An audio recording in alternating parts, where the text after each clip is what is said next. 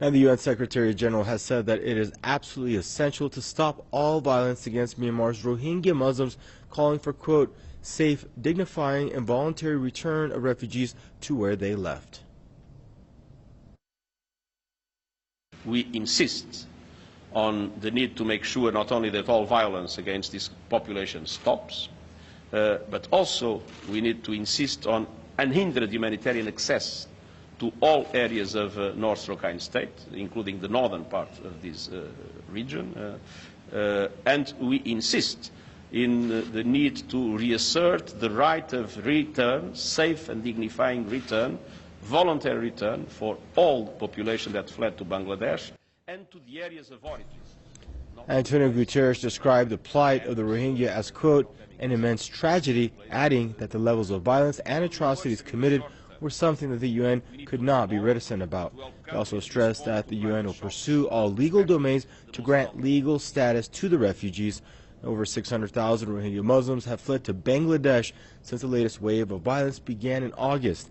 Myanmar's government has persecuted Muslims to the extent that the UN and human rights groups have called it, quote, textbook example of ethnic cleansing. And joining us out of London now is Mr. Imran Shah, spokesperson for the Muslim Public Affairs Committee UK. Hello, sir.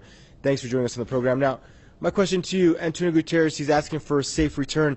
Will it be safe in any time in the foreseeable future, as long as, the Burmese government has not relented, has not really accepted any of the criticism or done anything to reform the way it's treating the Rohingya?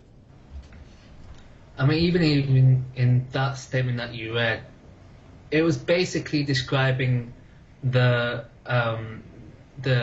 elements of genocide, but not actually using the word itself. So there is a general sense that even the UN is being very careful in how it's using its language in order to try to respect Burma. As long as it has that kind of attitude, we're not going to see any sort of safe return. We have to be very clear that Burma itself is conducting genocide, and that there is no question in that whatsoever. There is no argument, there is no debate.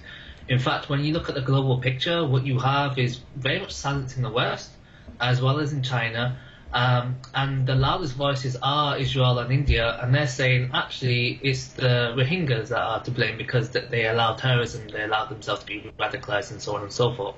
So when you have this global conversation about a genocide, there's no way in which there is a possibility of safe return until we actually put the onus upon the regime to act humanely, or else.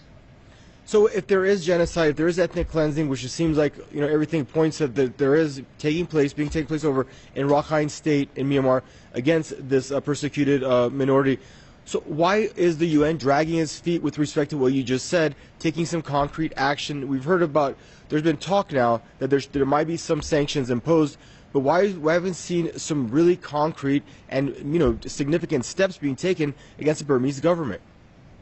Well, the UN is really sort of stranglehold by the attitudes of nation states around the world, particularly in the Security Council.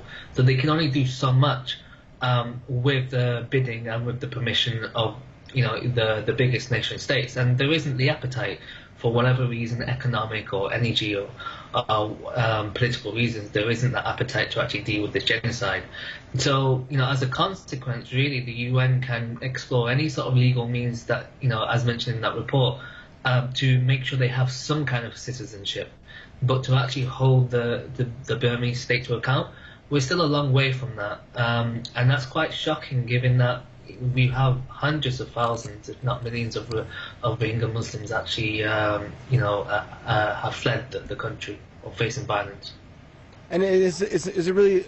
I mean, a lot of critics may say that's not even realistic for Antonio Guterres to be asking for Myanmar to let these people back in, considering that 600,000 have fled and none of them really want to go back. I mean, it's not surprising that the fact that they have been treated in such way. We have to understand that this has historically been a problem. So this is not just a flashpoint moment. This has been brewing for literally decades, if not centuries. So it's just another peak in the subsequent peaks that we've seen in history. And when you look at that history, I'm not surprised that there will be some Rohingya Muslims that want to settle elsewhere.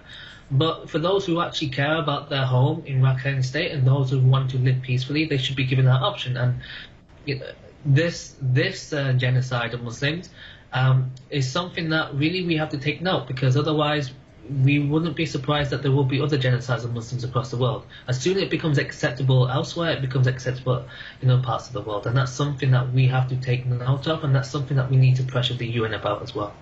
Indeed. Thank you for joining us there out of London, Mr. Imran Shah, spokesperson for Muslim Public Affairs Committee UK.